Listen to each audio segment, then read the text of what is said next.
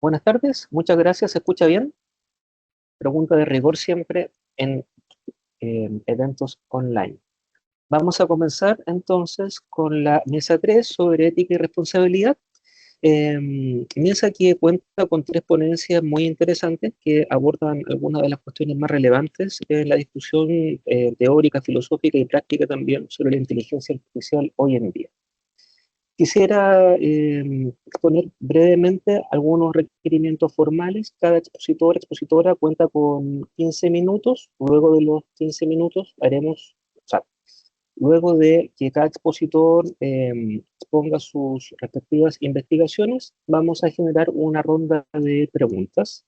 Y por supuesto, como es de rigor también en estas instancias, instamos a los expositores y a las expositoras a mantenerse y a respetar el tiempo acordado en la convocatoria de 15 minutos.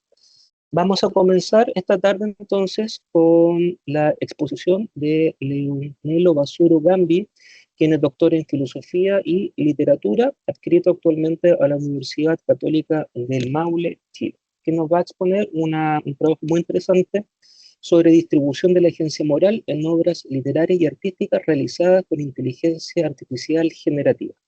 Muchas gracias por tu investigación y por sumarte también a esta mesa. Te doy la palabra. Eh, Muchas gracias por la invitación y por haber aceptado esta ponencia.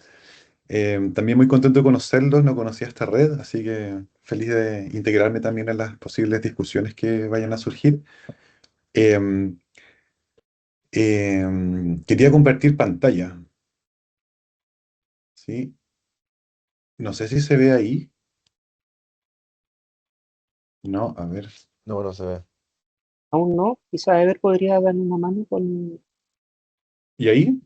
Ahí sí. Ahí sí. Ahí sí. Bueno, como Alfonso me estaba presentando, claro, mi ponencia tiene que ver con pensar el problema de la autoría en relación con obras hechas con IA. Suena en rima. Em, Particularmente en obras que son literarias o son artísticas, ¿ya? Entonces voy a tratar de hablar sobre un modelo en particular que a mí me parece el modelo que mejor hasta el momento permite pensar las complejidades de las formulaciones autoriales en obras hechas con IA, que sería el modelo de la distribución agencial.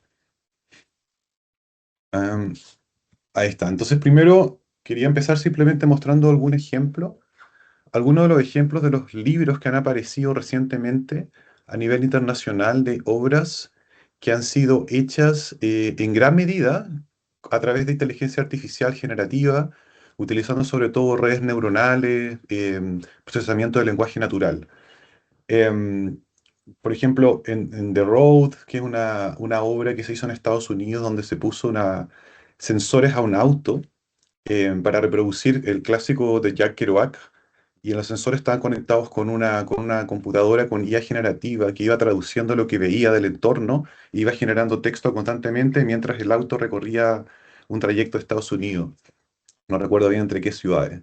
Em, Está Rerit, está Fármaco, quizás lo han escuchado también, un libro hecho es un libro de ensayos coescrito con IA de Inglaterra. Hay nuevas versiones de La muerte del autor, porque evidentemente esto se entiende como una forma de actualizar el problema de la muerte del autor, y etcétera. Hay otro que también se llamó Hipnocracia, que generó harto escozor, porque fue un libro crítico, ¿verdad?, que se publicó y que era una crítica a la IA también, ya a Trump. Y generó mucho escozor porque después se descubrió que el autor había sido creado por IA, o sea que era un autor falso, etcétera. Pero más que centrarme en estas obras, solamente las pongo de contexto, lo que me interesa son los problemas que están lanzando, que están emergiendo a través de estas obras, que son más o menos esto, yo diría, como, primero, cómo pensar en estos casos la autoría, quién o qué es el autor en estas obras, a quién, en este caso, en ese sentido, le pertenecerían estas obras. Otra pregunta que me interesa pensar es cómo al ver que hay una autoría que es humano-máquina, esto condiciona la experiencia de la lectura. ¿Cómo se lee una obra cuando se sabe que la obra ha sido producida parcial o totalmente a través de una máquina? Em, Sobre todo cuando se están hablando de experiencias emocionales o experiencias subjetivas, como cómo eso altera un poco la percepción o la comprensión. Y la pregunta que quiero abordar particularmente es cómo entender los modelos autorales que están operando.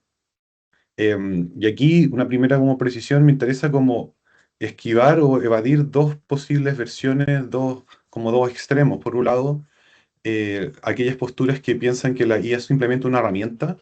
Creo que eso es insuficiente, creo que es más que una herramienta, no es lo mismo que, que otra tecnología, no es una tecnología más. Y por otro lado, aquellos que plantean o que creen que la IA puede ser una autora, puede tener un rol de autoría totalmente autónomo.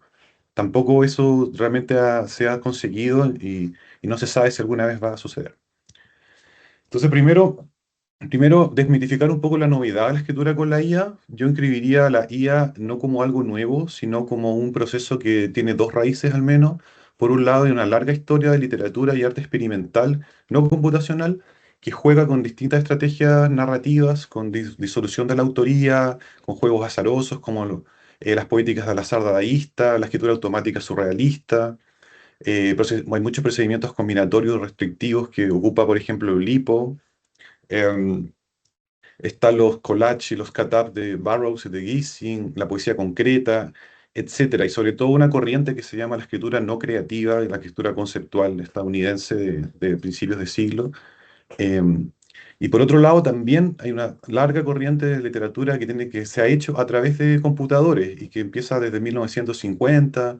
Está el programa ELISA en 1964, textos estocásticos de Theo Lutz, autopoemas, eh, La casa de Das de Alison Knowles, etcétera. Entonces, en primer lugar, como esto se inscribe, hay una tradición, no es algo que rompe y que empieza de la nada, pero sin embargo, ¿por qué es un objeto de estudio interesante? Es porque el tipo de transformaciones que se están utilizando, que está produciendo la IA generativa, es bastante más masiva, sobre todo eh, o sea, se están haciendo transformaciones como más globales, ¿verdad? Y de largo alcance con respecto a la concepción de la autoría, la composición de la obra misma, cómo se hacen las obras literarias, cómo se hacen las obras artísticas y las formas en que se deben o se pueden leer. Entonces no me centré mucho en los ejemplos europeos porque también hay un problema que hay muy poca información y muy poco trabajo respecto a textos latinoamericanos o en español. Entonces, en estos textos me quiero centrar. Dos ejemplos específicos para empezar, como plantear un poco contextualizadamente el problema. Uno es un caso latinoamericano que se hizo, es bastante temprano, es del 2000, o sea, es uno de los primeros, de hecho, del 2020, que fue escrito, o sea, uno de los autores fue Mercedes Schiaga, que es una historiadora del arte argentina. em, Publicó este libro que se llama Será del arte del futuro, una frase extraña, una manera extraña de formularlo, que vamos a ver, proviene precisamente fue formulada por una IA. Y en este caso, el modelo autoral que tiene una parte del libro, un capítulo del libro, que se declara en el mismo, es una combinación entre Mercedes Schiaga, que como les decía es periodista, historiadora del arte, trabajando en conjunto con un laboratorio de IA, se llama Routine Wins, dirigido por Tablón, y una IA que ellos mismos entrenaron, incluso le pusieron el nombre Lucía Funes, aludiendo a Rayuela, ¿verdad? Y a Borges.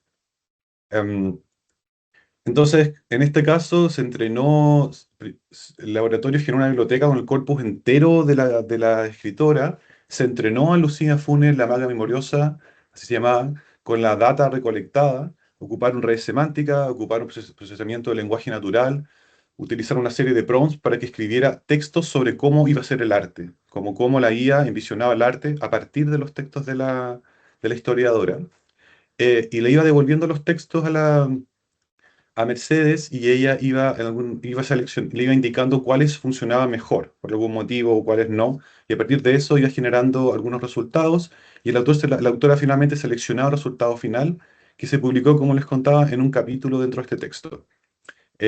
Mencionan a raíz de esto, dice, no se trataba solamente de análisis del lenguaje natural como un chatbot, esta inteligencia debía escribir un Disculpa, libro, debía José, ser arte. ¿Sí? disculpa, José, ya nos está viendo un PowerPoint, no sé si dejaste de compartir o... ¿No? ¿No dejé de compartir? Ah, ya, entonces, disculpa por Sí, no, no, gracias. interrumpirte. Gracias, gracias. Ahí está volviendo, ahí volvió. Ahí lo veo. Ahí sí. Ya, Listo, bueno, gracias. no importa. Algunos ejemplos como para descontextualizar, que ver la textualidad, la materialidad un poco.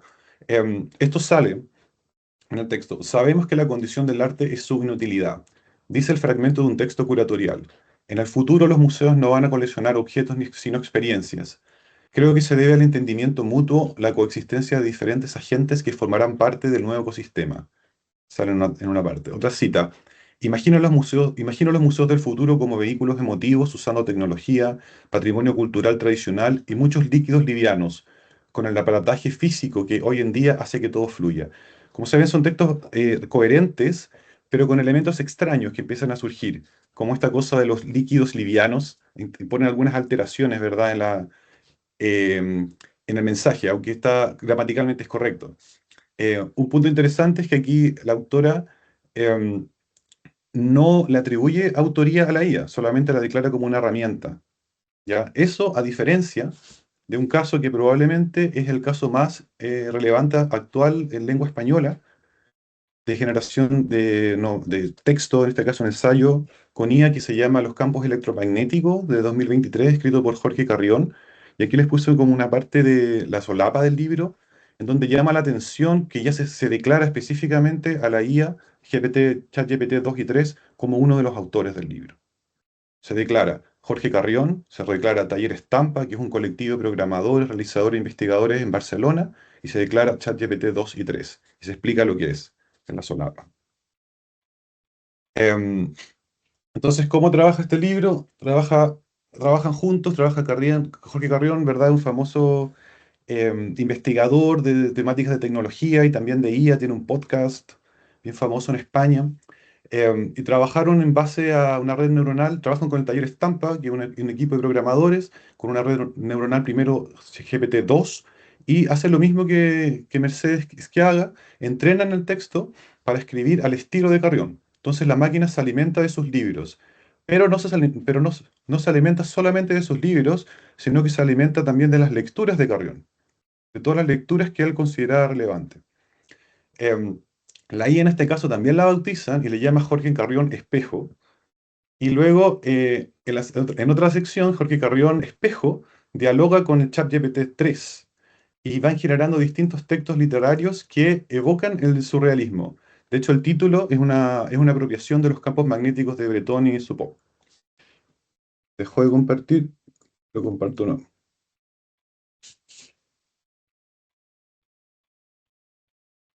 Entonces el texto tiene dos partes principales en la parte de escritura. Una son los diálogos entre Carreón y ChatGPT 2, perdón, no es 3, que se publican, y ahí los prompts se publican como partes de la literatura, como una obra literaria en sí.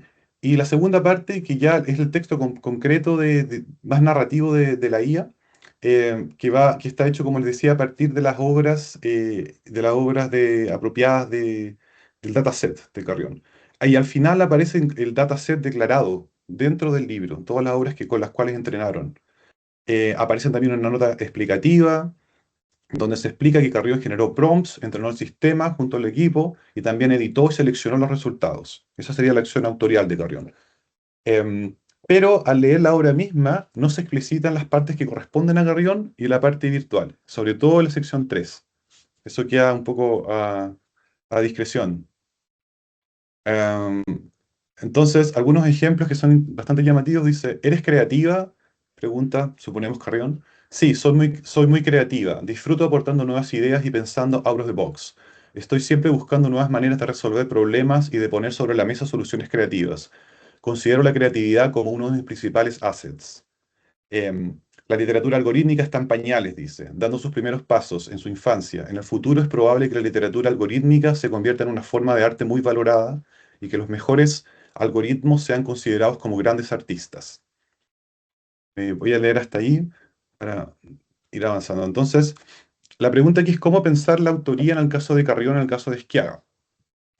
Y aquí es donde uno puede formular una noción de la autoría distribuida y de la coautoría, que nace a partir de una serie de propuestas, entre las cuales obviamente arrancaríamos con crítica postestructuralista, que abarca la crítica a la muerte del autor, detrás de Barthes, que es un autor de Foucault, la polifonía de Bakhtin, la intertextualidad de Kristeva, así como antecedentes básicos. Luego la teoría de mediación técnica y de la literatura digital, McLuhan, por ejemplo. La noción de ensamblaje fundamental de Benjamin y de Guattari, que evoluciona luego con los nuevos materialismos. También la cognición distribuida de Hutchins y sobre todo la teoría de la acción red de Bruno Latour, ¿verdad? Serían todos esos antecedentes los que nos permitirían pensar la teoría distribuida sobre todo y que se ha tomado y que fundamentalmente lo han desarrollado Hannes Bohr, Katherine Hayles, Dennis G. Tenen y Dainet Gunkel, entre otros, digamos, los autores más contemporáneos. Ya. Entonces, en base a eso, teoría distribuida, podríamos verificarlo así, en torno a un esquema. Esta es una adaptación de dos maneras de comprender lo que traté de hacer. Por una parte, la teoría distribuida, ¿verdad? Pondría en el centro, en este caso, la relación en el caso de estas obras, entre un autor humano, un agente humano, perdón, un agente humano y un agente artificial, una inteligencia artificial. Em, pero al mismo tiempo la obra no se determinaría solamente por su interacción, sino que también habrían diferentes tipos de agencias que estarían participando. Dentro de esa agencia, una clave serían los textos previos, los textos con los cuales se entrenaron la inteligencia artificial, que a su vez tienen sus propias autorías y a su vez constituyen redes intertextuales. Ya hay un nivel de complejidad inmediatamente con los datos de entrenamiento. La autoría también de aquellos programadores, ¿verdad? La agencia de las empresas que se están utilizando, las plataformas, la agencia interpretativa que van dando los lectores a la obra ya construida, la agencia que impone los marcos legales y los marcos económicos, la agencia de los prompts y las decisiones que está tomando el autor. Entonces, esto permite como visualizar las diferentes agencias que están produciendo finalmente esta obra. em, y lo interesante es que se puede además estratificar. Entonces se puede como mostrar dependiendo de cada obra, cuáles de estos agentes es el que está teniendo mayor control o mayor grado de decisión. En el caso del campo electromagnético, por ejemplo, aplicado, aquí tendríamos evidentemente una coautoría bien interesante, porque hay un autor individual trabajando con un colectivo y trabajando con una inteligencia artificial, con dos inteligencias artificiales. O sea, en el centro, como la parte más de coautoría del modelo, estarían estas tres agencias. Carrión mantendría gran parte de la agencia en tanto es el autor conceptual de la obra, actúa como editor y también actúa como curador de los textos, pero no como escritor de los textos. Ya esa es una primera diferencia. La autoría no tiene que ver con escribir los textos, el texto final por lo menos. El taller estampa, ¿verdad? Sería aquellos que están mediando, tienen la agencia de la mediación técnica y haciendo la técnica y artístico digital. ChatGPT 2 tiene una agencia fundamentalmente generativa, está produciendo los materiales. El corpus de entrenamiento, bueno, la agencia textual, eh, lo voy a poner de nuevo, no sé por qué se baja. Agencia textual, habría que pensar también, en este caso, la agencia de los prompts, cuán decisivos son o no, cuántos los edita, cuántos prompts reformula. En el caso de Carrión, cumple un rol bastante importante. Los marcos legales, la agencia también crítica de los lectores, constituye la obra, sobre todo, ¿verdad? Con la noción de la muerte del autor, que el lector es quien da el sentido a la obra, las plataformas, las plataformas como circulan las obras, eh, los programadores, ¿verdad? Etcétera. Entonces, este modelo un poco permite, claro, muy rápidamente, ¿verdad? Permite un poco diferenciar y ver que la autoría no corresponde a una sola agencia y no corresponde necesariamente a un autor principal, pero el autor sigue manteniendo, a la agencia autorial humana, individual, sigue manteniendo importancia en tanto responde aún por la obra. Entonces hay un rol de responsabilidad que lo individualiza y aún mantiene, en este caso todavía mantiene bastante control sobre el output final, sobre el texto resultante. Eso no es siempre el caso. No es siempre el caso en algunas en algunas obras con IA, es mucho menos la agencia, y se le puede dar mucha más agencia a la IA misma, y hay algunos libros en donde el autor se limita, el agente humano se limita a dar un prompt o hacer una pequeña edición, que el texto construido finalmente corresponde más bien a la inteligencia, a la IA misma y a la caja oscura, como le llaman, ¿no? La parte opaca al algoritmo que está funcionando. Por lo tanto, se difumina un poco quién lo hizo. Em, bueno, esto es lo que estaba diciendo. En este caso es una autoría distribuida, estratificada. Esa cuestión es esencial, que sea estratificado porque se diferencia el peso que cada una de las agencias tiene. No es solamente poner un agenciamiento de una mezcla, no es solo una mezcla de cosas, ¿verdad? Son específicos agentes por cada obra que tienen poder de accionar esto y que tienen pesos relativos. Em, Ahora, algunos problemas ontológicos, éticos, legales que abre este asunto de reconocer agencia autoral, porque ese es el punto. Si se le va a Quedan, reconocer agencia. quedan 2 minutos. Perfecto, eso es justo. Em, si se le reconoce o no agencia autoral a la IA. Entonces, primero un problema más bien como ontológico en el modelo que se ha discutido bastante es el modelo de la red, es cuáles son los límites, hasta cuánto se puede expandir la red, ¿verdad? Porque podemos empezar a reconocer bastantes agencias, pero estas agencias se pueden llegar a expandir, y no lo mencioné, pero también otro agente, por ejemplo, son los materiales con los cuales están hechos, acá, el agua, el litio, etcétera. Y hay un momento en que hay que cortar esta red y esa decisión más bien parece ser práctica que ontológica.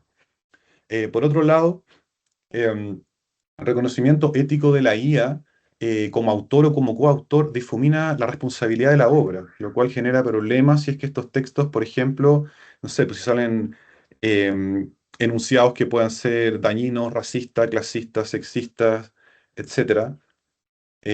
Ahí el problema es quién responde por esa obra, ¿verdad? Entonces la agencia distribuida tiene hay respuestas también para esto en todo caso, pero tiene ese problema. Y lo último que me imagino que se ha conversado, no sé, en el Congreso, tiene que ver con el reconocimiento legal de la IA, legal, o sea, como autor o como coautor, y esto se ha discutido bastante en varios como marcos jurídicos, y hasta el presente se ha negado porque hay un argumento y una premisa que a priori establece que la autoría debe corresponder a un ser humano. Entonces hay un principio antropocéntrico que hasta el momento se está estableciendo, eh, pero eso también va a está en discusión. Eso sería lo principal. Agregar también las formas de lectura, lo que mencionaba un poco al comienzo. Los problemas que supone leer una obra escrita y no saber si refieren, sobre todo cuando un texto que, por ejemplo, habla de algo individual, algo subjetivo, genera una especie de quiebre de expectativas al saber que eso puede haber sido generado por una máquina en base a texto elegido estocásticamente o con procedimientos de redes neuronales. Bueno, eso sería básicamente esta bibliografía. Muchas gracias por su atención. Muchas gracias por tu excelente exposición. Y escuchándote, pensaba, ¿no es cierto?, en eso que nos ha pasado mucho últimamente, cuando recibimos algún texto o cuando compramos algún libro, ahora viene la duda si realmente ese libro fue escrito por un autor humano o hay algún algoritmo ahí atrás, ¿no es cierto?, un poco oculto. Y es un tremendo desafío que estamos enfrentando en estos momentos. Así que tu exposición llega en un excelente punto de la discusión.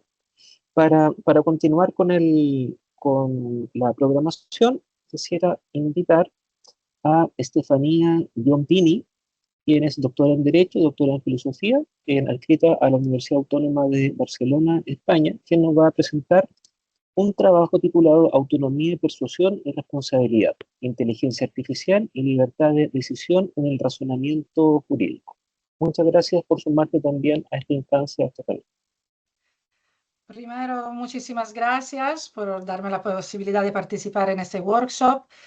Por el horario un poco raro, ayer no pude intervenir, lo siento mucho, pero es limitadamente debido a esa dificultad, ¿no?, de la organización cotidiana del día. Pues voy a compartir mi material con la esperanza que se vea bien y en caso os ruego por favor avisarme.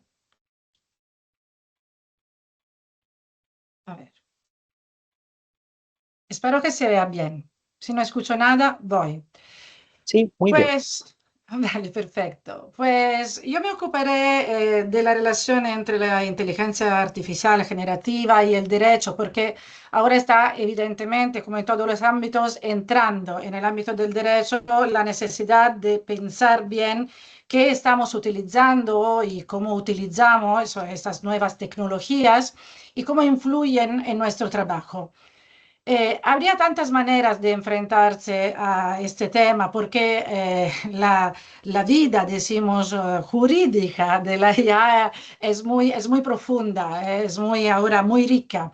Yo creo que tres perspectivas son fundamentales a considerar. La primera es la cuestión epistemológica, es decir, la IA, ¿no? Sobre todo todos los que utilizamos, que se basa en el Large Language Model, ¿no? Todo lo que produce, que es generativo, que produce texto, da a veces resultados erratos, ¿no? Da resultados falsos, resultados que no se pueden verificar. Seguramente os habrá pasado de leer, ¿no? Noticias sobre abogados que han citado, por ejemplo, sentencias o normas que no existen o que pertenecen a otros sistemas jurídicos, a otros países. Es decir, la primera pregunta es, ¿lo que obtenemos como contenido es realmente correcto? ¿Corresponde a la verdad? Pues yo sobre esto no entraré, es un discurso larguísimo y me voy a centrar en, ¿no? En la segunda y tercera perspectiva. Primero la perspectiva deontológica.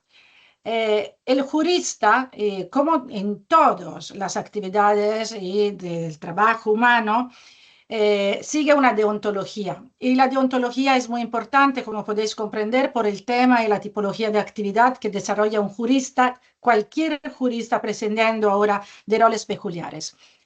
¿Cómo podemos, no, estar seguros que el proceso de deliberación, de llegar a decir algo de un jurista, conserve efectivamente una autonomía y se base en una capacidad crítica, ¿no? Hasta llegar a la decisión de decir algo, de afirmar algo?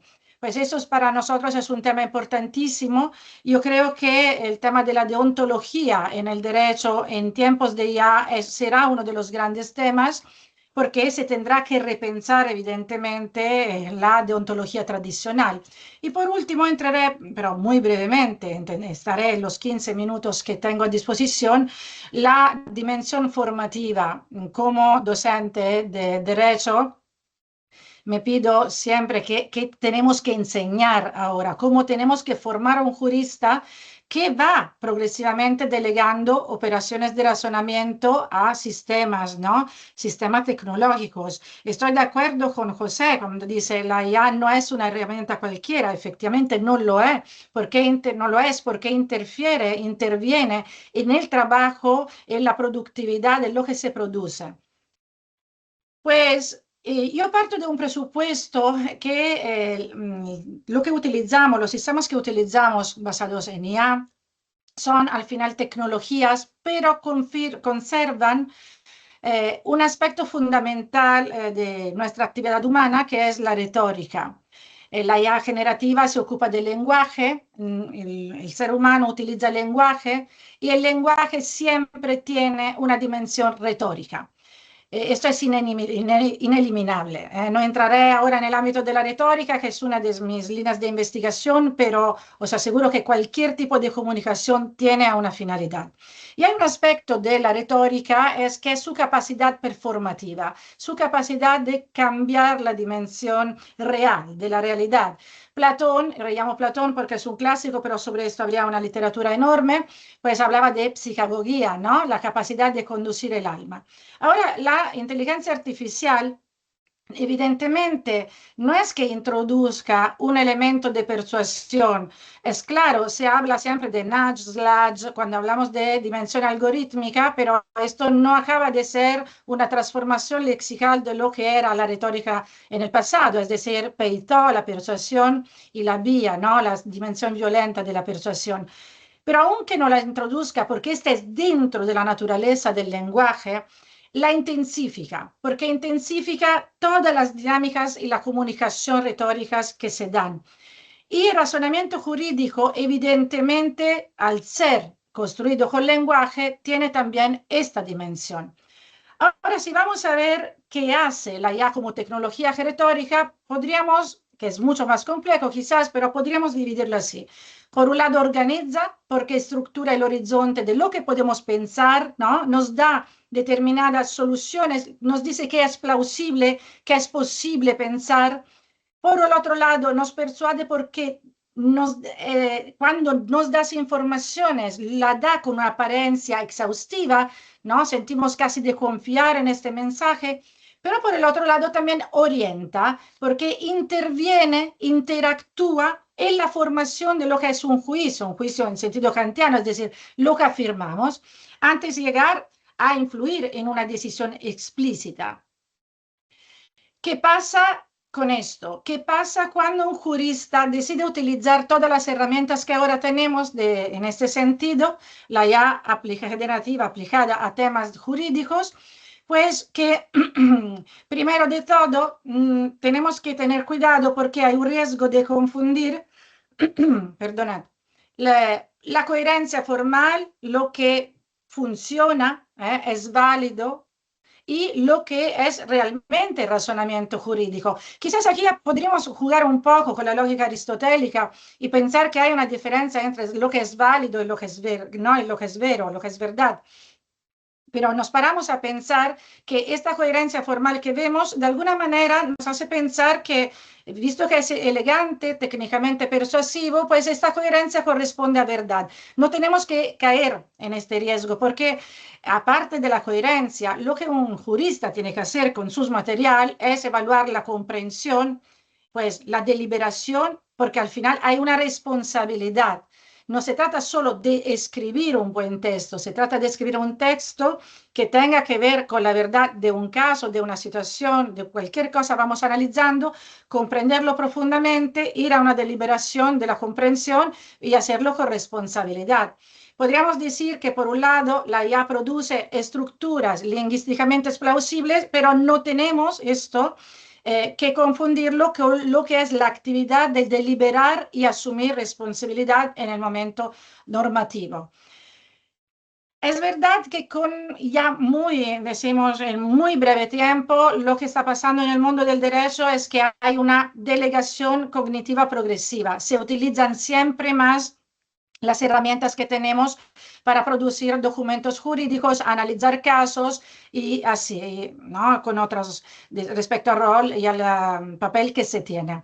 Porque, ¿qué hacemos con la IA generativa? Pues buscamos y seleccionamos informaciones, organizamos argumentos, formulamos hipótesis interpretativas. Y esto es, evidentemente, es un interactuar, decimos que tiene un peso muy importante, hasta llegar a que vamos a intentar encontrar soluciones, ¿no? Respecto a lo que estamos tratando. Pues es evidente que si es así, si vamos poco a poco, ¿no? Dejando a estas herramientas tecnológicas y retóricas la posibilidad de interactuar con nosotros y de mediar, ¿no? Nuestro trabajo, hasta dar una dirección a nuestro trabajo, los principios deontológicos que son una base fundamental del trabajo del jurista, pues están de alguna manera, no digo en peligro, pero están afectados y hay que repensar, ¿no? Cómo poder actuar o mantenerlos, pero activar dispositivos que puedan ayudar efectivamente a su respecto, ¿no? Por un lado tenemos un problema de independencia. Hasta ahora el jurista se preocupaba de ser independiente del poder político, de los medios de comunicación que son muy relevantes, por ejemplo, pensamos en el caso de procesos, ¿no? O también en la vida privada, hay también estos tipos de aspectos. Ahora tiene también que ser independiente de prácticamente de argumentaciones que son sugeridas por un elemento externo, que es la IA, pues de la influencia que esos tipos de sistemas pueden tener, decimos, en la facultad y la libertad de pensamiento, la autonomía de pensamiento del jurista. Por el otro lado, claramente un problema de competencia. Hay que, evidentemente, seguir siendo competentes, no confundir lo que funciona bien lingüísticamente con lo que es una verdad jurídica. la diligencia, es decir, que hay que siempre en el mundo jurídico averiguar fuentes, normas, pertinencias de los argumentos y los casos de que estabas hablando antes propiamente llaman a un problema de diligencia. Cuando se escribe un texto jurídico, cualquier texto, hay que averiguar todo el contenido del texto. Un problema enorme de confidencialidad, esto no pertenece solo al mundo del derecho, pero pensamos a la relación que se tiene en algunos mundos del derecho, por ejemplo, la abogacía, en que la confidencialidad es fundamental. Pues se podían comprometer datos personales, estrategias procesales, ¿no? Pensadas, reservadas. El tema de la confidencialidad sería muy amplio y, en general, la responsabilidad, porque en el momento en que la IA interactúa con el jurista, participa, ¿no? Efectivamente, como coautor de lo que se está escribiendo, pues la autoría jurídica aquí evidentemente va en crisis, pero la autoría jurídica es parte de la expresión de la responsabilidad del jurista. ¿Qué hacer en este caso? Yo creo que sería interesante mirarla desde una perspectiva, decimos, amplia, porque es ineliminable, ¿no? Utilizar estas tecnologías y se tiene que pensar que una de las partes fundamentales del jurista será no solo de ser jurista, sino también un operador consciente de inteligencia artificial. Hago un ejemplo que viene de Floridi, Luciano Floridi, un experto de ética de la inteligencia artificial, cuando propiamente el año pasado estaba hablando de distant writing, es decir, la idea que ya nosotros no escribimos textos, simplemente lo que hacemos es gobernar el proceso de realización, ¿no? Somos diseñadores, operadores de la IA. Eso es muy interesante, evidentemente, si lo miramos desde el punto de vista que no eliminando la tecnología que nos ayuda muchísimo en el trabajo respecto al tiempo, la precisión, el análisis, también la corrección, pero eso es posible solo si hay alguien, el jurista en mi caso, que supervisiona, hace un control crítico, tiene clara que la transparencia epistémica de un proceso, todo, lo tiene todo claro, no hay nada que quede al oscuro y eso es otro problema de la inteligencia artificial y que haya una competencia evidentemente reflexiva, una autonomía de capacidad de reflexionar del jurista mismo. ¿Qué pasa con la formación del jurista? Yo creo que una parte importante del mundo del jurista no es simplemente, no lo es evidentemente, la actividad de escribir. La actividad de escribir es una parte, ¿no? Una parte importante queda todavía a la oralidad. Y efectivamente estamos pensando que para volver a formar un jurista que pueda ser también un operador de IA, el jurista tiene que ser muy preparado, tiene ya que tener una capacidad crítica, que saber confrontarse, saber analizar, saber ir en profundidad. Y en ese sentido, la oralidad y hacer debate y también hacer simulaciones, ¿no? De situaciones como simulaciones de juicios, puede ser muy importante porque, por un lado, la exposición pública ayuda al razonamiento, ¿no? Y someterlo a los otros, ver cómo funciona. Responder a los otros es una confrontación argumentativa también que nos obliga a repensar todo el razonamiento que hemos construido. Tenemos necesariamente, cuando hablamos, entender bien lo que estamos diciendo, porque si no tendremos que aprender de memoria, esto no funciona y no funcionará en una dimensión oral del derecho, hay que comprenderlo, defenderlo, hay que saber ir a profundizar y también a veces manipularlo quizás, pero saberlo bien para poderlo decir bien. Y en ese sentido, mientras por un lado podríamos perder, ¿no? Delegando nuestra actividad cognitiva algunas habilidades, pues con la oralidad la vamos a reconstruir y vamos a asumir críticamente el razonamiento jurídico. Pues voy a concluir, ya que me falta un minutito. Lo que me gustaba poner a la atención, ¿no? De la discusión en este caso era que en el mundo del derecho no se puede eliminar la tecnología. Claro, decimos el legislador está legislando, ¿no? En Europa con el Reglamento General de Protección de Datos, Ley AI Act, pero se tendrá evidentemente que trabajar. Hay también todo un debate jurídicamente sobre lo que sería correcto hacer. Por lo que me pertenece, yo me gusta tomar, ¿no?, en consideración el hecho que no eliminaremos la mediación tecnológica, pero para poderla utilizar bien tendremos que volver a decimos, un jurista completamente responsable, que sepa usar la técnica, pero no abdicar su juicio, que sepa aprovechar la eficiencia, evidentemente, de las tecnologías, pero sin sacrificar la deliberación, y que sepa aceptar la asistencia tecnológica, pero que no renuncie a la autoría deliberativa. Porque el problema es cuando la herramienta es tan retórica, tan fuertemente orientativa, el jurista podría perder de vista, decimos, ¿no?, su contenido, y en ese sentido pierde parte de su libertad, que consiste efectivamente en saber lo que está haciendo, hacerlo con responsabilidad para, decimos, ser útil, ¿no?, a toda una comunidad. Pues y con esto concluyo. Muchísimas gracias. Muchas gracias, Estefanía, por tu excelente exposición. Mientras te escuchaba, pensaba en varias cosas un poco más serias, pero también en estas anécdotas que han ocurrido últimamente en algunas jurisdicciones internacionales donde abogados han sido sorprendidos copiando sentencias o plagiando doctrina que no existe. Y ahí donde está lo que tú mencionas, y esto no solamente vale para los contextos, obviamente, jurisdiccionales. La dimensión del razonamiento crítico es muy importante, nunca perderla de vista. Así que muchas gracias, Estefanía, por tu excelente exposición. Para continuar con esta mesa, vamos a la última ponencia, quien estará a cargo de Sebastián Monsalve Alarcón, quien actualmente es estudiante de licenciatura en Ciencias Jurídicas y Sociales en la Universidad de Concepción, Chile, quien nos va a exponer un trabajo que lleva por título ¿Cómo impacta la inteligencia artificial en la responsabilidad penal de propiedad intelectual? Muchas gracias también por sumarte a esta mesa, Sebastián. Y bueno, inicio agradeciendo por la oportunidad que se me da de hacer esta presentación.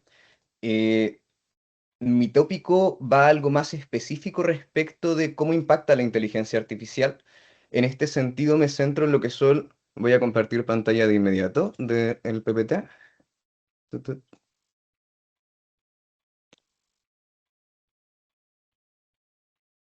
Ahí, perfecto. Ahí se está viendo. Bueno, como venía mencionando en sí, las situaciones que se dan de la propiedad intelectual es que existe un alto riesgo respecto de las inteligencias artificiales generativas.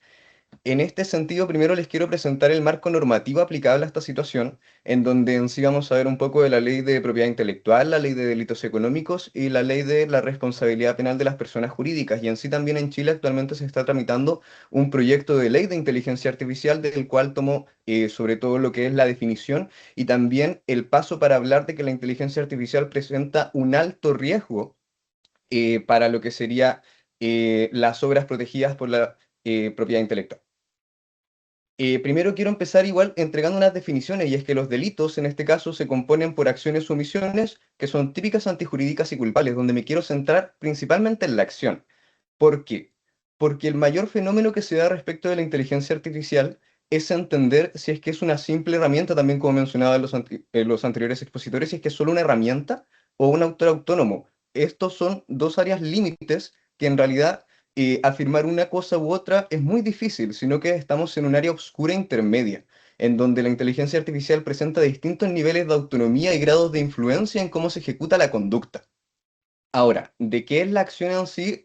Lo podemos entender como un movimiento corporal voluntario que produce un cambio en el mundo externo que es perceptible a través de los sentidos. En esta es una definición para el causalismo clásico del derecho que genera ya desde ya un problema, porque habla de un movimiento corporal, algo que en un ambiente tecnológico es muy difícil de evidenciar, sobre todo lo que hablaban también un poco anteriormente respecto del fenómeno de la caja negra, de que no se conoce realmente cuál es toda la base de datos que utiliza una inteligencia artificial para actuar.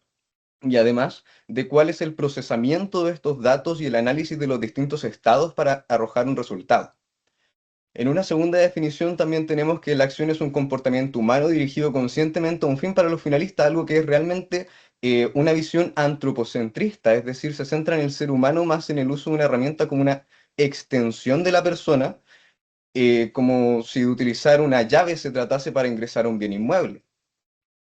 Ahora, también, ¿por qué menciono la ley de delitos económicos? Y es que los delitos de propiedad intelectual son recogidos por la ley de delitos económicos chilena para aplicar un estatuto jurídico especial de reglas que refuerzan en sí la protección a la sociedad por la importancia de los mismos. Y en sí hay un problema respecto de ellos porque no se entiende realmente en la ley de delitos económicos qué es una empresa, cuál es el medio en el cual se va a ejecutar la conducta y con cuál guarda relación.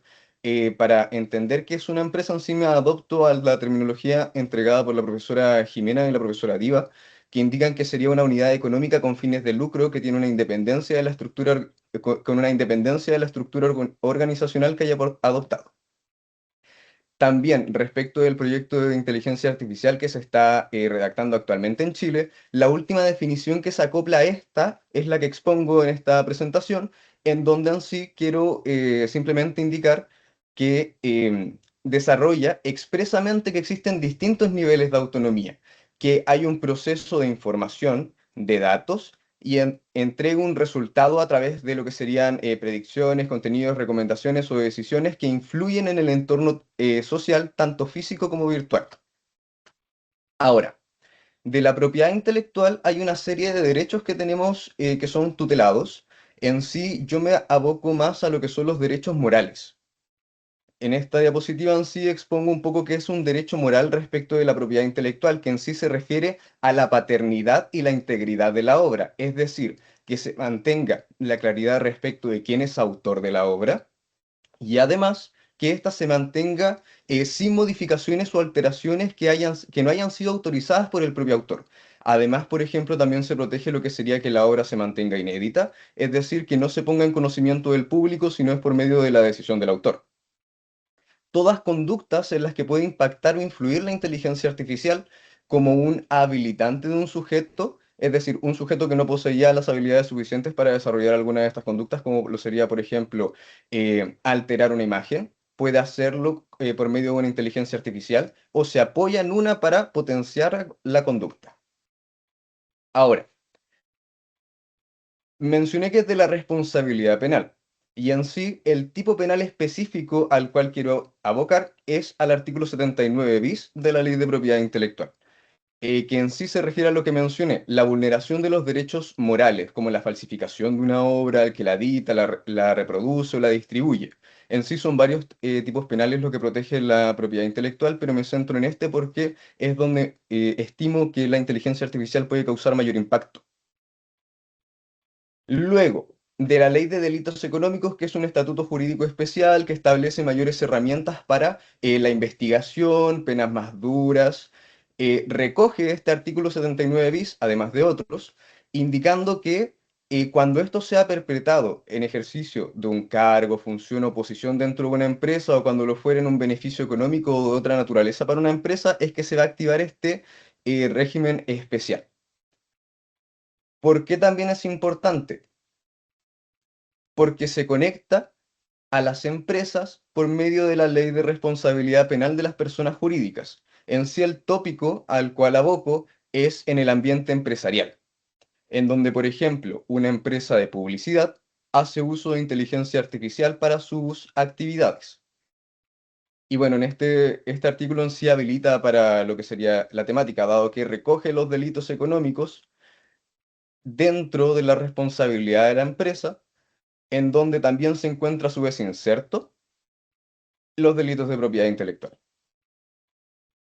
Ahora, con todo este marco normativo un poco explicado de forma muy superficial para poder hablar ya directamente de los impactos, quiero presentar un caso hipotético en realidad. Y es que en sí, como mencioné en una empresa de publicidad, por ejemplo, un trabajador de esta puede introducir un prompt, una instrucción a la inteligencia artificial generativa, en donde le indique que genere un afiche publicitario, por ejemplo, en donde se base en un personaje popular, como podría ser Mickey Mouse de Disney o cualquier otro que ustedes quieran imaginar, en donde solicita, por ejemplo, en este caso, expresamente a la inteligencia artificial que se basen en este personaje y que le realicen modificaciones como lo sería en la estructura de las orejas, en la colorimetría o en los símbolos que este porta.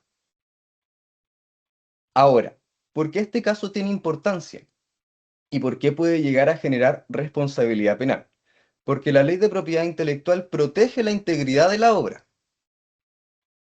Y este sujeto está definitivamente modificando la obra para crear una propia, pero podría caer en un plagio. La pregunta es, ¿genera responsabilidad penal en este sujeto que por medio de inteligencia artificial hace uso de una obra protegida sin autorización para generar otra?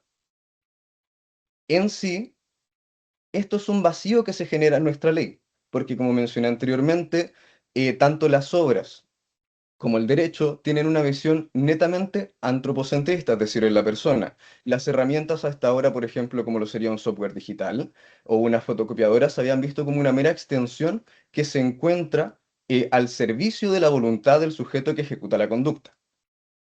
En este sentido, la inteligencia artificial genera un cierto nivel de autonomía en donde el sujeto se limita en realidad a introducir una instrucción, un prompt, el encargado del proceso de esta información y que, bueno, en realidad también se relaciona un poco con lo que señalaba don José en la primera exposición, de quién es el verdadero autor de la obra y de si la conexión que existe entre la conducta de introducir el prompt y el daño que se causa en este caso con el delito de plagio, existe en este punto intermedio donde interviene la inteligencia artificial suficiente causalidad para generarle responsabilidad a este sujeto, a esta persona natural en sí. El problema es que ocurre un fenómeno de disociación entre la conducta ejecutada por el sujeto y el resultado que se obtiene. En sí, la línea argumentativa podría ser que este sujeto natural, esta persona natural, carece de responsabilidad porque se pierde la causalidad respecto del resultado obtenido, lo cual genera un problema.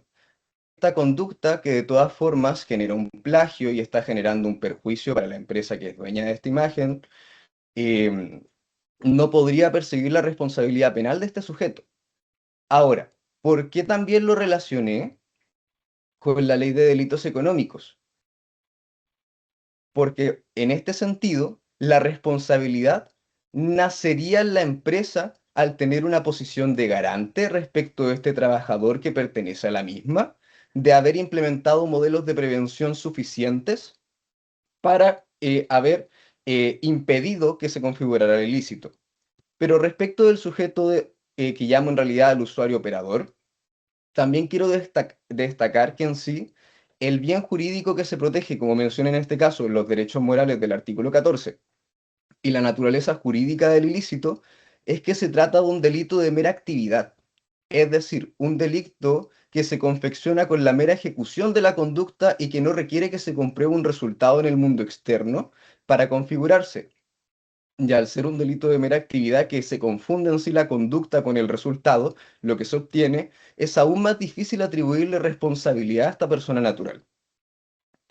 Y también existiría entonces una deficiencia en las categorías de autor que actualmente se consagran en Chile, en lo cual tenemos, por ejemplo, el autor directo, que es el que toma parte inmediata y directamente en la ejecución de la conducta, cosa que también se pierde respecto a este sujeto que solamente se limita a introducir el prompt. Y también existen otras categorías, como la del autor mediato, que es aquel que instrumentaliza a otro sujeto para que éste cometa la conducta típica, no siendo este último sujeto susceptible de responsabilidad penal. Pero también nos genera problema. ¿Por qué? Porque este otro sujeto sigue siendo una persona considerada por el ordenamiento jurídico como tal, reconocimiento jurídico que no tiene la inteligencia artificial y que por tanto tampoco puede encuadrarse en alguna de las categorías de autoría que se consagran hoy en día.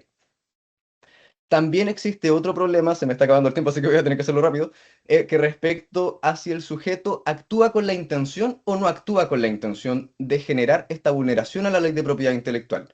Es decir, en el ejemplo que dimos, el sujeto directamente entrega la instrucción de que se base en ese personaje, pero también puede pasar que este sujeto simplemente le indique, créame una campaña publicitaria en base a los siguientes criterios. Y dentro del fenómeno de la caja negra, del conocimiento que tiene la inteligencia artificial en su base de datos, puedan existir obras protegidas por la propiedad intelectual de las cuales hace uso para generar esta nueva respuesta que le va a entregar a este usuario y que vulnere el contenido de una obra sin que el sujeto tenga conocimiento de ello. Son dos casos que son eh, ampliamente argumentables de posiciones a favor o en contra, donde se genera un real impacto y problema. Ahora, ¿por qué también puedo abogar por la responsabilidad de la empresa? Porque existe un principio de la autonomía de la responsabilidad, es decir, aunque no se pueda determinar la responsabilidad respecto de esta persona natural, la empresa de todas formas va a responder por el defecto de organización, por lo que mencioné anteriormente, lo que adelanté un poco, respecto de que no tenía los modelos suficientes, los modelos de prevención suficientes para evitar de que se configurara dicha conducta.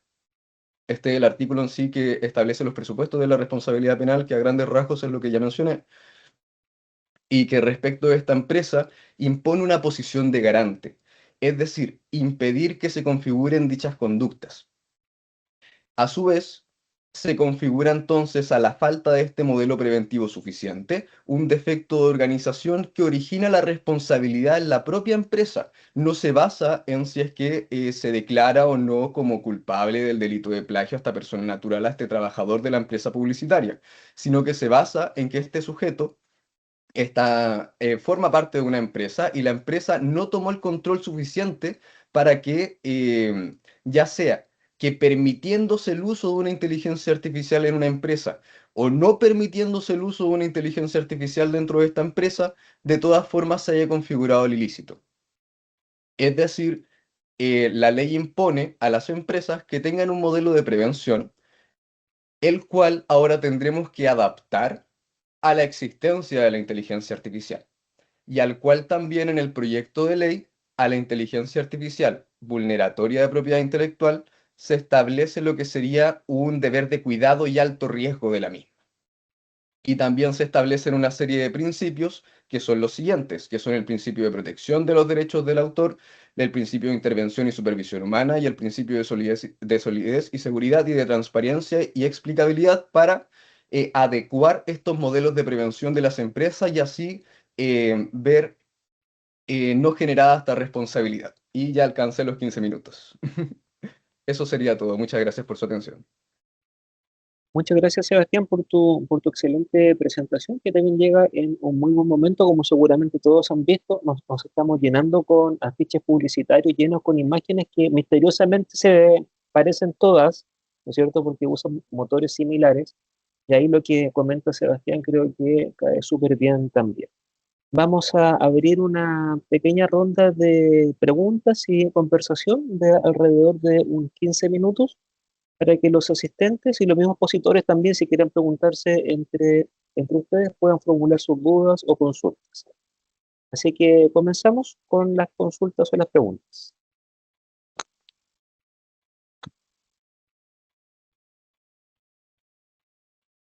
Ahí Ever levantó la mano. Muchas gracias a los tres expositores. Estuvieron muy interesantes sus ponencias, la investigación que tienen detrás y muy sugerentes, ¿cierto? Las preguntas que surgen y que tienen que ver con el tema de la textualidad, cómo se interpreta, el tema de la creación de los textos. Me interesó mucho lo de la retórica también. Entonces, voy a hacer un par de preguntas y ahí cualquiera que la quiera responder. La primera es, bueno, este tema de que es lo que dijo Alfonso, igual que a veces los textos se difuminan un poco respecto a si el autor es puramente humano, si hay una mezcla humano-máquina. Y ya sabemos que también las máquinas que a veces intentan detectar que por ejemplo, un paper fue hecho por un humano o no, también se equivocan. porque se han hecho experimentos donde las personas naturales envían un paper y de repente la editorial le dicen, estimado autor, el comité ha deliberado que su paper parece que tiene ciertos vicios. Elegantemente dicen que es probable que haya ocupado la inteligencia artificial y a veces no hay ningún uso de ella, o viceversa. Entonces, incluso las mismas máquinas no pueden detectar 100% a la otra, no hay nada bien fiable para eso. Entonces, ese tema del simulacro, ¿qué les parece a ustedes? Y lo segundo, se ha visto en la universidad que los estudiantes no sienten mucha vergüenza en ocupar la inteligencia artificial, pero sí sienten a veces un poco de rechazo cuando los profesores la usan. Si los profesores la usan en sus presentaciones de PowerPoint o en sus textos, los estudiantes ven que como que el profesor está descargando mucho su responsabilidad o está haciendo un uso inadecuado, pero ellos no sienten esa misma culpa, por así decirlo. Entonces, eso a veces se puede extrapolar al ámbito de la escritura de novelas, por ejemplo. Un lector podría decir que es menos escritor alguien que escribió una novela con inteligencia artificial, y la pregunta es si ¿es legítima esa sensación de que hay menos trabajo por parte de un escritor que la usa o no, o de un profesor o de un orador. Esas son mis dos inquietudes que yo creo que pueden ser respondidas por cualquiera de los tres. Muchas gracias, Ever. ¿Quién se anima a responder? ¿Estefanía? Sí, Ahí. me gustaría intervenir porque efectivamente yo creo que ver, ¿no? Ha evidenciado algunos aspectos que son fundamentales, ¿no?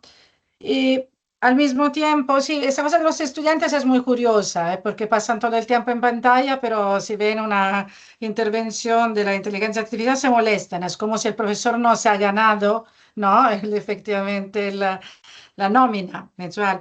Yo sobre esto empiezo a tener una posición particular. Es verdad que la IA no es una herramienta como las otras, pero es una herramienta que tenemos que conocer mejor y sabemos que uno de los grandes problemas, esto no hay que esconderlo, es una herramienta privada y allí hay un problema geopolítico fundamental. Pero es verdad que la utilizaremos y creo que una de las respuestas más, decimos, fuertes que podemos dar es volver a los contenidos, a la responsabilidad también de los contenidos, a las ideas, porque podemos producir muchísimos libros. Aparte, no hay quien lee libros, y esto sería no, un poco una paradoja. Todos escriben libros, la IA escribe libros, pero no hay ninguno que los lee. O se puede producir música, pero ¿dónde está, decimos, la originalidad, la idea, la diferencia, la diversidad? Esto no está asegurado que la IA pueda hacerlo, el estado actual no lo está haciendo, está trabajando sobre datos que recibe, pero decimos que yo creo que al final lo que tendremos que hacer es volver a la posibilidad de ideas, porque se bajará el nivel de la producción, de lo que está escrito, de lo que es compuesto, por ejemplo, musicalmente, tendrá a repetirse y es posible que un día nos damos cuenta que es una herramienta quizás menos poderosa, no desde el punto de vista operativo, pero desde el punto de vista del contenido, menos fuerte de lo que pensamos y será necesario volver a formar bien todas las personas para que puedan utilizarla de una manera responsable y sobre todo utilizar la parte mejor de esta herramienta. Pero decimos que para hacer esto es también necesario que los sujetos, los seres humanos, tengan ideas. Y a veces cuando se va delegando mucho es porque faltan ideas o son innecesarias quizás, pero creo que hay que también mirar la otra posibilidad. Ahora es difícil pensar en este sentido porque llevamos muy poco tiempo con la inteligencia artificial y no la conocemos suficientemente. Y por esto es bien realizar actividades como estas porque es hablando que surgen ideas, ¿no? Pero creo que en futuro el approach tendrá que ser diferente. No sé si he contestado de ver algunas preguntas tuyas. Gracias. Muchas gracias, Estefanía. Me parece que Yo quería sí, ahí complementar está también. bien. Gracias por la pregunta, Heber. No, y es algo muy cortito igual. Yo creo que depende del grado de control. Yo creo que sí se pueden hacer obras originales con la herramienta de la IA, y sí se pueden hacer obras que ya se han hecho con coautoría. A mí me impresionó leer el libro de Carrión, por ejemplo, este que estaba mostrando recién, y algunos otros libros porque llega un momento efectivamente literarios que contradicen la noción de que la IA produce literatura de mala calidad o que no tiene momentos de singularidad. Yo creo que eso no es así. Y el problema para mí tiene que ver con el grado de control que tiene el autor, cuánto lo utiliza, cuánto delega, como decía Estefanía. Si hay una delegación muy amplia, bueno, ahí es problemático.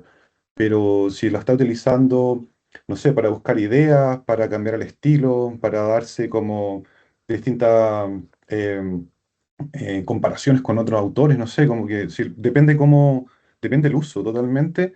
Y además, como solamente mencionar que hay una larga escuela que se llama escritura no creativa y el genio no original, que es una escuela que viene de escritura que justamente ya han criticado la noción de originalidad, eh, porque viene de todo un problema, ¿verdad?, del genio romántico, se basa en un misticismo, en una ideología de que la genialidad reside dentro del autor y la obra expresa esa interioridad. Entonces, para mí, la escritura con IA, en el fondo lo que está haciendo es explorar esta misma filosofía y forma de escribir que ya venía de antes de la IA, y la está llevando a un nuevo lugar. El problema es cuando ya empiezan a hacer fraude o justamente falsificaciones o delegaciones extremas, donde personas publican sin haber desarrollado la habilidad, por ejemplo, o estudiantes hacen trabajos sin haber aprendido a hacer un ensayo y ya hacen el ensayo inmediatamente y tienen el producto, entonces no desarrollan el procesamiento crítico y no tienen la habilidad en el fondo. Eso por un lado. Muchas gracias, muchas gracias. Tenemos otra pregunta. Ah, no, Sebastián tenía una Me respuesta gustaría también acotar a una algo porque pregunta de los Ver. puntos, muchas gracias. Los puntos que exponían igual son muy interesantes porque al final por así decirlo, el control de calidad que realiza el agente humano respecto de lo entregado por la inteligencia artificial es algo que nos puede ayudar a delimitar respecto de si es que existe o no un cierto grado de autoría, de originalidad de la inteligencia artificial, porque también a esta se le pueden entregar una serie de parámetros, entrenarla, creo que como expusieron anteriormente en el libro de Carrión, se entrena especialmente la inteligencia artificial para actuar como él y seguir desarrollando la literatura. Por ende, en este sentido, el problema radicaría en si el agente humano tiene las capacidades o no para observar el resultado arrojado por la inteligencia artificial y hacerse cargo también del resultado que entregan finalmente. Eso me gustaría aportar. Muchas gracias, Sebastián. Continuamos con Rosa Solsol. Tenía también su mano levantada. Sí, disculpen.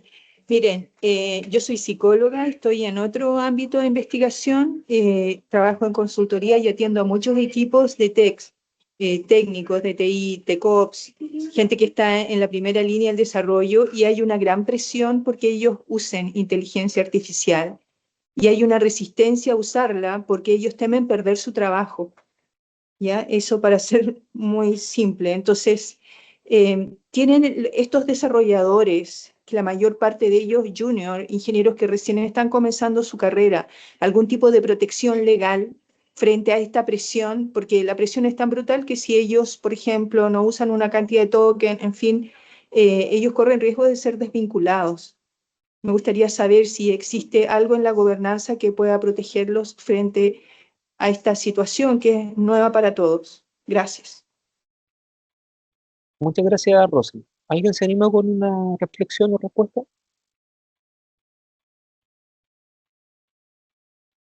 Sebastián, sí. Y bueno, al menos respecto de lo que es la inteligencia artificial en Chile y el proyecto de ley que se está tramitando, yo lo estudié un poco y al menos el enfoque que tiene actualmente tiene más relación a la vulneración de derechos, no tanto de carácter laboral. Entonces encuentro que sería algo muy importante de agregar a las discusiones parlamentarias que se están llevando hoy en día porque en sí, al menos de lo que yo leí del proyecto de ley, no se entrega en realidad una protección respecto de lo que usted mencionaba. Al Muchas menos eso es lo que gracias, podría aportar. muchas gracias, Sebastián. Hay un vacío que tiene que Muy- ser seguramente solucionado por la discusión política también. Tenemos también a Roberto, que está con su mano levantada. Roberto, Ya, muchas gracias. muchas gracias. Mire, me llama la atención, digamos, el desarrollo que se está presentando, porque hoy día la inteligencia artificial está en un nivel 1, ¿ya? O sea, todavía no está en un nivel, yo lo he manifestado en varias oportunidades, es capaz de procesar en forma acelerada mucha información, muchos datos, pero el nivel 2 todavía no ha llegado, ¿ya? O sea, la inteligencia artificial, los algoritmos no son capaces de razonar, de generar creatividad, de tomar decisiones complejas, ¿ya? Generar experiencias acumuladas, que el ser humano lo puede hacer perfectamente. Una cosa distinta, muy distinta, es usar la herramienta, ¿cierto?, para extraer información y poder desarrollar una novela, desarrollar un ensayo, ¿ya? Entonces, ¿cómo se puede? Apuntando a eso, yo creo que, si bien es cierto, esta herramienta puede ayudar a desarrollar novelas, digamos, con una rapidez extraordinaria, digamos, ¿ya? Pero todavía no llega al intelecto humano que nosotros queremos o que se desea. Entonces, otro alcance, ¿cómo se va a legislar contra algo que no existe? Si la inteligencia artificial no es capaz de crear hoy día, no es capaz de desarrollar creatividad, no es capaz de crear, de generar experiencia, de aprovechar la experiencia como lo hace el ser humano. ¿Cómo se va a legislar contra algo que no existe, que es inexistente? Entonces no logro entender eso. Disculpen mi posición, pero es bien radical mi posición, ¿ya? Entonces le agradecería que el doctor José Basurro, a ver qué piensa al respecto, digamos, ¿ah? Y también mi querido amigo Sebastián Enrique. Muchas gracias. Estimado, Muchas gracias, Roberto. sí, ¿Quién se anima a responder ahí? El me interpeló interpelado a mí. directamente. Claro que sí. Muchas gracias, Roberto, por la pregunta y entiendo de dónde viene tu, tu interpelación. Entiendo que hay y también lo relaciono con lo que decía Rosa, tiene que ver con una sensación de peligro, ¿no? De que estamos siendo acosados por una máquina que se está robando parte de lo que pertenecería a la subjetividad humana, a la experiencia, a lo propiamente humano. Em, el problema, yo creo que para pensar en la IA, como que corresponde o se entiende mejor esto si empezamos a como utilizar otro tipo de filosofía, otro tipo de aproximaciones, en donde el ser humano se descentra. Ya no está, no es lo más importante dentro del conjunto de entidades o de agencias que componen el mundo, y por lo menos se abre el panorama a agencias animales o agencias maquinales en este caso. Y el problema en particular con la creatividad es que yo no tengo ninguna certeza de que sea el ser humano el agente más creativo. No tengo certeza de que el ser humano sea más creativo que un animal, ni tampoco que sea más creativo que una máquina. Y de hecho, una prueba de eso, uno puede hacer un experimento.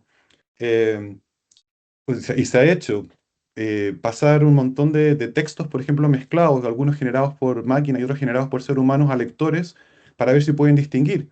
Y ya no se puede distinguir. Entonces, si no puedes distinguir realmente un texto o una imagen que fue hecha por un ser humano o por una máquina, ¿cómo podemos hablar de que efectivamente no tienen creatividad, no tienen originalidad? Eh, el problema, no sé, es un problema grande, yo creo que está cambiando el concepto. La crítica a la originalidad, la crítica a la creatividad, realmente ahora se está materializando y está empezando a adquirir ribetes que se están expandiendo. Em, lo que sí concuerdo en que probablemente no sé si puede generar, no sé si genera experiencia. Si la persona sabe de antemano que fue escrito por una máquina, probablemente no va a sentir con ese relato. Va a pasar eso. Pero si no sabes quién lo escribió, genera otra situación de recepción. Muchas gracias por tu Muchas gracias. respuesta. Y Estefanía tiene su mano levantada. Y con la intervención de Estefanía vamos cerrando esta jornada, que ya estamos en el tiempo. Luego voy a dar el paso a Eder para que nos informe sobre la segunda sesión que viene en Marruecos. Pues no, muy velozmente, esta cuestión sobre la identidad real de la inteligencia artificial es muy debatida. Hay una actitud cientista y una actitud no cientista. Tenemos que basarnos sobre lo que sabemos. Lo que sabemos ahora es poco, sabemos todavía poco, ¿no? Respecto a lo que nos gustaría saber. Y es claro que tenemos que cambiar perspectiva respecto a conceptos de creatividad y originalidad.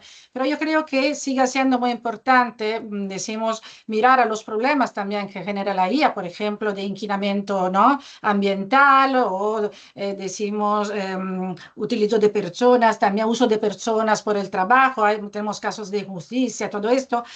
Pero la parte que a mí personalmente me interesa más es pensar que quien la utilizará tendrá que tener una formación y una capacidad crítica para poder distinguir y para poder elegir de alguna manera si quiere una cosa hecha de ser, ¿no?, un texto, por ejemplo, de cierta manera o de otra. La herramienta, yo la utilizo muchísimo, por ejemplo, la encuentro muy interesante, pero es verdad que yo reconozco cuando el texto está fallando, cuando hay algo falso. Lo que tenemos que tener en mente desde mi perspectiva también deontológica es llegar a tener siempre utentes, ¿no? Gente que la utilice, pero sabiendo que está utilizando. Si no tenemos una formación de base, eso será absolutamente peligroso de alguna manera, ¿no?, en este sentido. Solo quería añadir esto. Gracias. Muchas gracias, Estefanía, y con esto cerramos esta sesión. Si me permite ver simplemente una reflexión general, hace un par de semanas estaba con un autor que me gusta mucho de ciencia ficción, a mí me gusta mucho de ciencia ficción, Greg Egan, no sé si lo conocen. Tiene una serie de cuentos, Axiomáticos se llama, que es una antología, y tiene una antología bien interesante, donde el motor de la historia consiste en que el cerebro es reemplazado por una maquinita que se llama Joya, que copia todas las funciones del cerebro humano. Llega un momento en que el cerebro es reemplazado, cuando uno alcanza cierta edad, es reemplazado por esta joya, y donde estaba el cerebro, ahora está la joya. Y estaba toda la discusión acerca de si la identidad que se mantiene es la identidad realmente de la persona, o es una identidad nueva que simplemente está copiando todos los patrones cerebrales anteriores, ¿ya? Es una historia bien buena, así que la recomiendo también a ese autor. Así que, a ver, disculpas con un pequeño aviso literario, pero puede ser interesante para él. Muchísimas gracias, Alfonso, por las reflexiones, por tu moderación. Muchas gracias, Estefanía, José Luis, Sebastián, por las presentaciones y por las reflexiones, la discusión que se dio al final. Es muy interesante, todas las posturas que convergen en un ánimo, ¿verdad?, de ver hasta qué punto, ¿cierto?, la inteligencia artificial puede ser algo original y al mismo tiempo si es algo peligroso, controlable. Yo creo que todos tenemos el mismo ánimo de poder ver cómo va metamorfoseando y cuál es la reacción del ser humano y cuál es el nivel de control que tiene respecto de esto. Y es por eso que últimamente se han abierto tantos grupos de investigación, por ejemplo, sobre poshumanismo, y lo que dijo, cierto, José, en distintas universidades en todas partes del mundo. Y claro, lo antropocéntrico, lo antropológico está hace mucho rato ya en discusión, y lo interesante es que ya estamos viendo efectos concretos, ¿cierto?, desde el punto de vista legal, desde el punto de vista artístico, etcétera. Entonces, pensar cómo van cambiando las cosas, o pensar en movimiento, yo creo que esta mesa está muy a caballo de esa discusión tan dinámica. Así que les quiero felicitar nuevamente por sus reflexiones, y también les invito, si es que quieren formar parte del grupo de estudio. El grupo de estudio no solamente hay personas que están involucradas con filosofía de la mente, ontología o ética, sino que también hay una parte interesada en ficción, por ejemplo, en ficción extracientífica. Y, por ejemplo, por el lado de Alfonso, precisamente él trabaja en todo lo que tiene que ver con el plano jurídico. Así que lo digo por Estefanía también, pues si se pueden formar alianzas, ya que mismo José indica que esta es una red y la red puede ir creciendo. Así que nuevamente muchas gracias.